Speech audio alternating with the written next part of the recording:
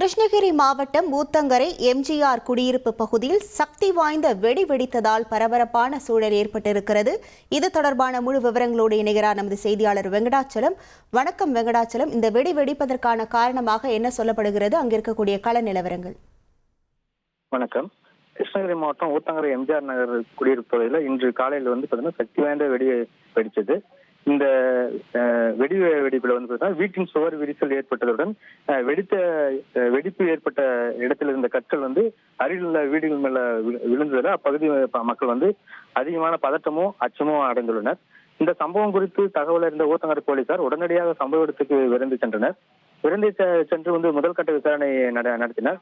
இந்த விசாரணையில வீட்டு கழிவறைக்கு குழி தோண்டி அதில் பாறைக்கு வெடி வைத்ததுல சக்தி வாய்ந்த வெடிகள் வைத்து பயன்படுத்தப்பட்டது தெரிய வந்துச்சு. இதுல சுமார் 1 மணி நேரத்துக்கு மேலாக அப்பகுதியில் பதட்டமான சூழ்நிலை நிலவி வந்தது.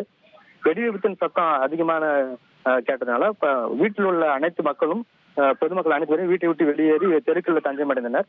வெடி விபத்தினால் ஏற்பட்ட சேதங்கள் போலீஸ் தற்போது ஆய்வு செய்து வருகின்றனர். மேலும் இவர்களுக்கு இந்த சக்தி வாய்ந்த வெடி மருந்து எங்கிருந்து கிடைத்தது என்று தெரியாமல் போலீசார் விசாரணை மேற்கொண்டு வருகின்றனர்.